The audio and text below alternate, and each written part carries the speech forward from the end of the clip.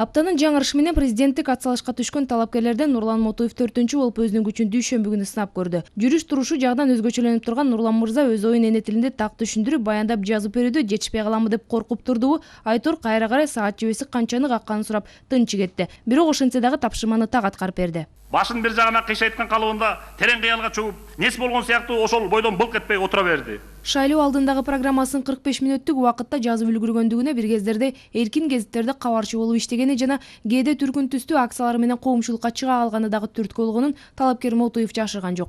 Мамлекеттик тилде жазып окуп баяндап берүүгө дарамети жете турганын комиссиянын мүчөлөрүнө далилдей алды көрүнөт. Сынак алуучулардын 6-сы эне тилин биле аларына ынанып, 3 мүчөсү канааттандырарлык баасын берип, жыйынтыгында талапкер мамлекеттик тилди билет деп таанылды. Көркөм окуу боюнча көбү билетиси да бирөкө билбейт деп тескери чыгып бараткан уруштум.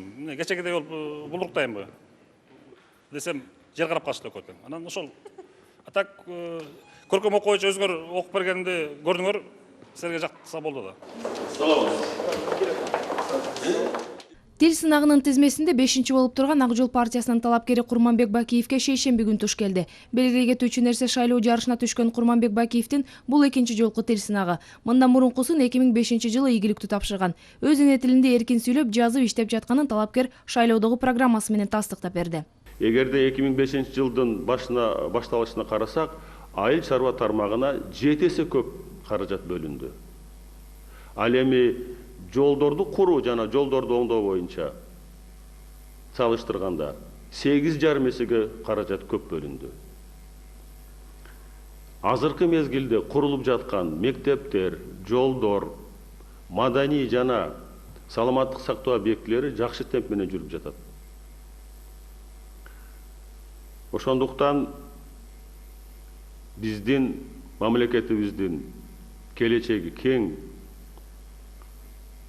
Мен буга толук ишенемин. Жыйынтыктаганда мен ушул Кыргызстан кедей өлкө деген пикирди жок кылып, ушул максаттарга жетебиз деген ишеничимди тактап, ишендирип кетким келет. Бул күнкү сынакта талапкер башкалардан айырмаланып, жазуу тапшырмасында 200дөн ашык сөздү кенен жазып айырмаланды. Ал көрсөткүчтү азырынча эч ким кайталай элек. Мурдагы талапкерлерге караганда бул киши сөздү көбүрөөк пайдаланды. Биз аябай ыраазы болдук бул кишинин ушунчалык сабаттуу экенине. Анан 2-чи тапшырманы болсо 15 мүнөттүн ичинде азыркы иштеп аткан президент 15 мүнөттүк аздык кылат экенин биз шуну байкадык. Бирок ушул 15 мүнөттүн ичинде негизги өзүнүн программасын айтып өттү. Мамлекеттик тилди мыкты билерин далилдөө Курманбек Бакиевке оорго турган эмес. Эми сыноо болгондон кийин толкундануу болот экен. Бирок абдан эле катуу толкунданды деп айта албайм. Менин өмүрүмдө өзү көп эле сыноолор болуп атат. Жуманын ортосунда Алмазбек Атамбаев 6-чы болуп кыргыз тил боюнча билимин сынады. Өз шайлоо программасын кагазга түшүрүп, Кыргызстан, кыргыздардын үйү темасында толгонуп, тилде эркин сүйлөп иштерин сынак комиссиясынын 9 мүчөсүнө тастыктап берди. Бул үйдү биринчи ким тургузган?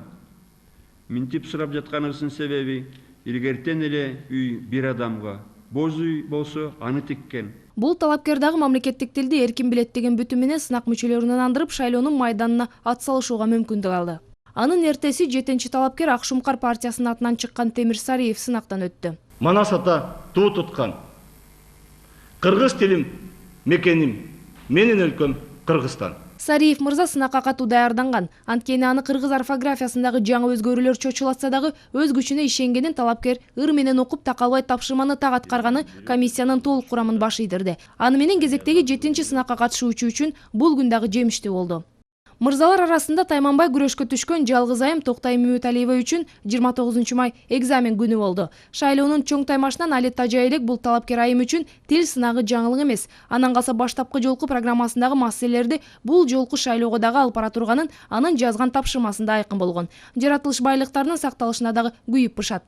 Биз таза суудун үстүндө отурабыз, алтын үстүндө отурабыз. Алтын издебей, мына өз суубузду сактап, ошодон алтын таап, элибизди байыталы. Жооптуу сынакты Үмөталиева таптаза тапшыра алган эмес. Аны текшергендер кыргыз тилинин грамматикасына байланышкан каталарды таап чыгышкан. 16 ката кетирди. Көбүнчө бул каталар Ö, Ü, Ң тамгаларды жазуудан кетти да каталар. Талапкердин сынакта аксап калышынын себептери жөнөкөй. Мамлекеттик тилде эмес, турмушунда көбүрөөк расмий тилди колдонот. Көп жылдан бери баягы орусча окуп, орусча сүйлөп калган себебимен ошо кыргыз тилин грамматикасын өздөштүрүү абдан татаал нерсе экен да. Мындай мүчүлүштүктөрдү кетирсе дагы текшерүүчү урам Токтой Мөмөталиеваны сынактан өткөрүштү. Үн күчөткүчтү кошуп алып баштай бериңиз. Ал эми бүгүн 10-чу болуп тил сынагына убактылуу иштебеген Азамат Уламаев катышты. Билими боюнча врач бул талапкерге деле башкалардай эле 45 мүнөттүк убакыт берилди.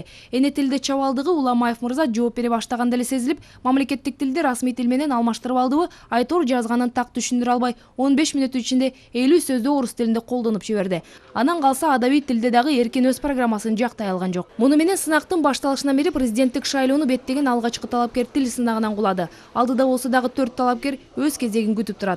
Кыргыз мамлекетинин тарыхында президент болууну эңсегендердин кыргыз тилинде билимин текшерүү 3-рет өтүүдө. Сынактын башкы максаты президент боло алам дегендердин тил дараметин байкоо.